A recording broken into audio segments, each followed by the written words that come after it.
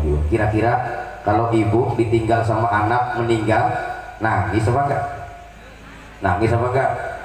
Bukan nangis lagi mewek, bukan nangis lagi gerung-gerung, tuh gerung-gerung. Suaranya masya Allah, yang namanya orang ditinggal sama anak, tapi hebatnya Ummu Sulaim. Begitu lagi nangis, lakinya datang, assalamualaikum, luar biasa ini. Waalaikumsalam, anak langsung dimasukin ke kolong.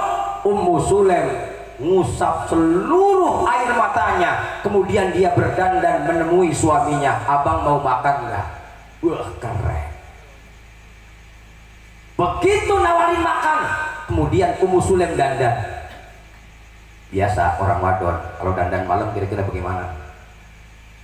Dia dandan dengan cantiknya, kemudian menawarkan kepada Ummu Sulaim, kepada Abu Thalhah suaminya, ayah. Kalau orang sini manggilnya apa? Bapak. Ini aki-aki manggilnya bebek. Keren bener. Saya aja orang manggil bebek. Iya, iya, ayang, bener ya? Ya Allah, beb, udah pakai nak beb dah, gitu kan ya, beb, mau nggak beb? Malam-malam ternyata lakinya ditawarin apa? Udah begituan dah. Kalau saya ngomong jelas-jelasan udah bocah loh. Ya, ditawarin begituan, ternyata malamnya main bola suami istri. Begitu main bola, pagi-paginya mandi bareng, udah mandi bareng sarapan, habis sarapan baru Abu Thalhah diomong sama istrinya Ummu Sulaim, wahai beb, udah beb dah, iya beb, maaf ya, ngapa yang tadi malam sebelum abang datang, sebelum beb datang, anak kita sakit dan meninggal.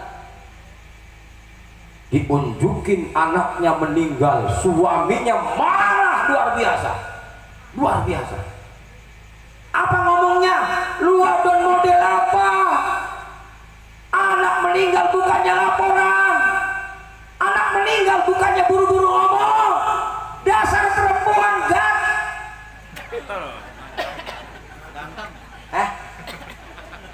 Iya, kalau zamannya kita gatel banget tuh. Lah anak meninggal, lah bukannya ngomong, malah ngajak.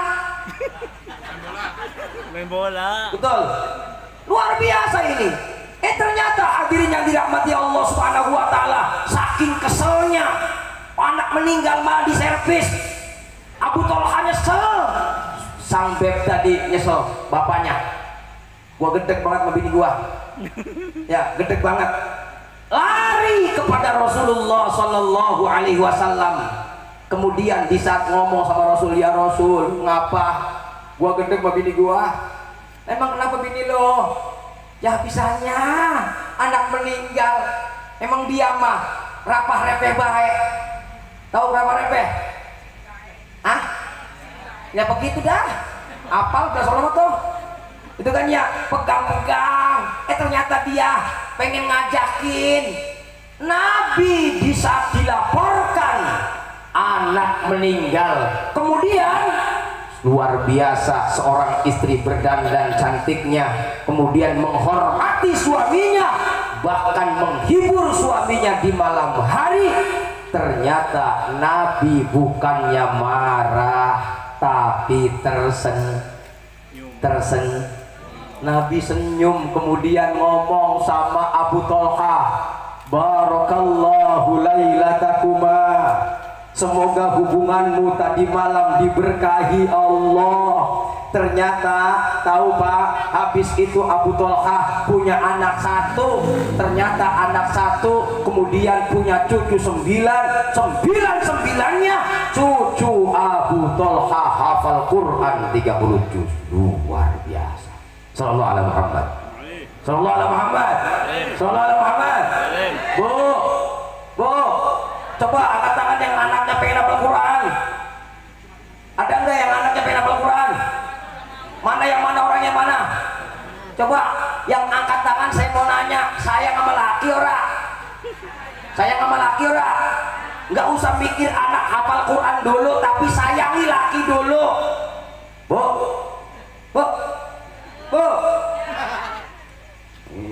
Saya mau tanya nih, istri kalau meninggal laki ridho, pasti istri masuk surga. Ya. Laki meninggal, istrinya ridho, laki wajib masuk surga. Bu, saya mau tanya yang anaknya pengen hafal Quran, kalau laki meninggal ridho enggak? Nah sekarang laki-laki, bapak-bapak saya tanya, Pak, kalau bini meninggal ridho ora? Wah kasihan deh, ridho banget.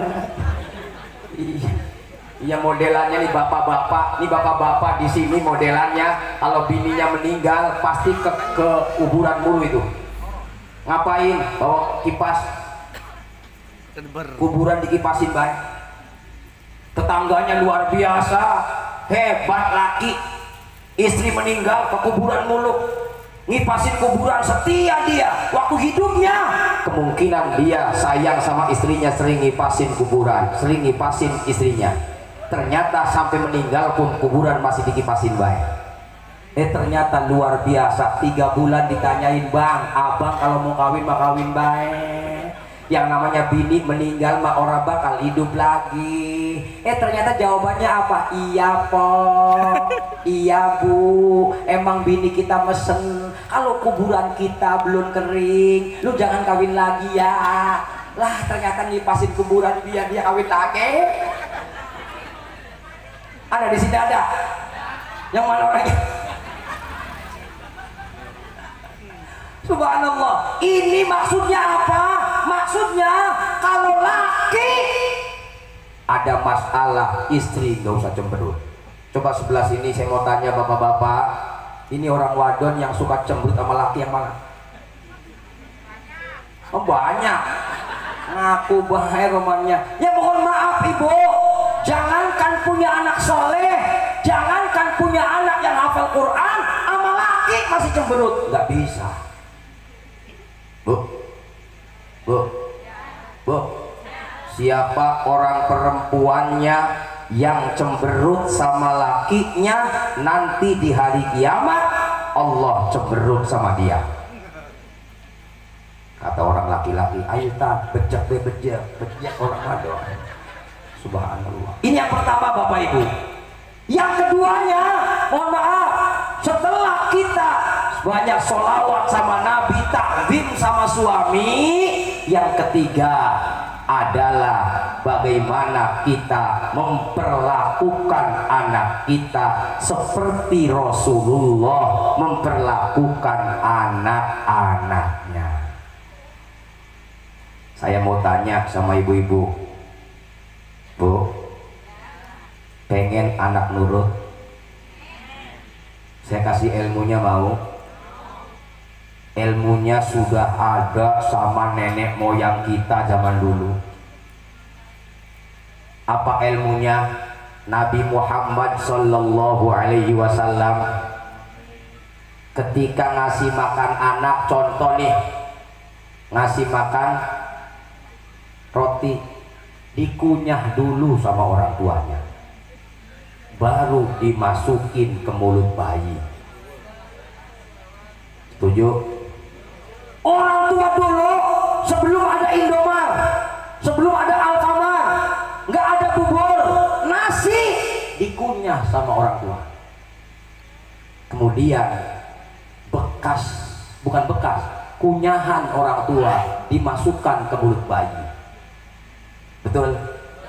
Betul? Bener nggak? Apa sih manfaatnya?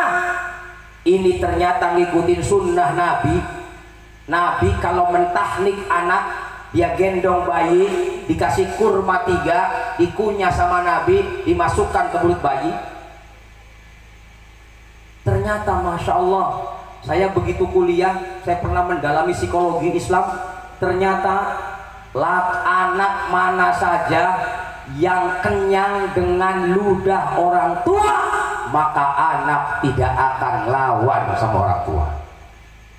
Kalau kunyahan makanan dimasukkan ke mulut bayi, ada ludahnya nggak? Ada ludahnya nggak? Ternyata Orang tua dulu ngasih makan itu sambil masukin ludah. Makanya zaman dulu yang namanya pernikahan dijodohin nurut baik. Betul? Betul nggak?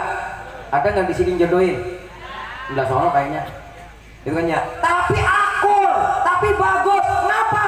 Ternyata anak dulu kenyang dengan ludah orang tuanya. Ternyata dalam psikologi Islam dikatakan anak yang kenyang ludah orang tua, maka sang anak tidak akan melawan sama orang tuanya. Pengen anak nurut? Enak nurut? Udah, ntar pulang-pulang panggil bocah. No. Woi, mari mangap dong. Mangap dong, ludahin. Ya. Kenapa demikian? Ada ilmunya dari Nabi Muhammad Sallallahu Alaihi Wasallam. Ternyata saya belajar tentang keluarga Nabi, Ibu. Nabi kalau habis makan nih, istri kepengen nurut sama suaminya. Bagaimana caranya? Istri kalau habis makan, jangan nyiapin kobokan dulu buat sang suami, tapi ibu siap-siap mangap. Tahu mangap? Bekas makan laki jilatin. Bu, Nabi Muhammad siapa istrinya? Siti Kho.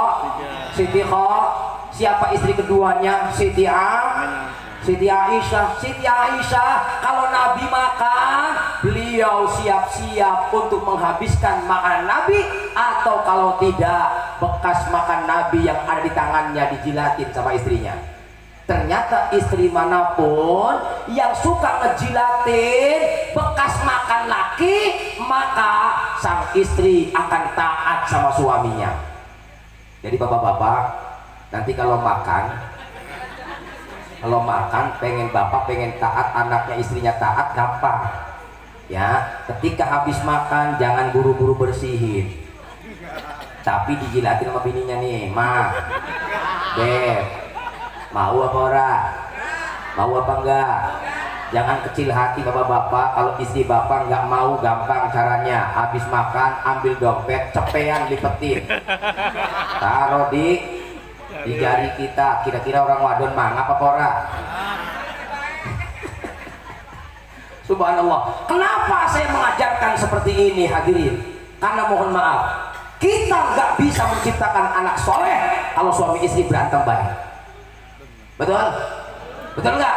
Kadang-kadang ribut depan anak. Mohon maaf, anak kadang-kadang disuruh sholat susah. Kenapa? Karena anak tidak bisa ngikutin akhlak orang tua.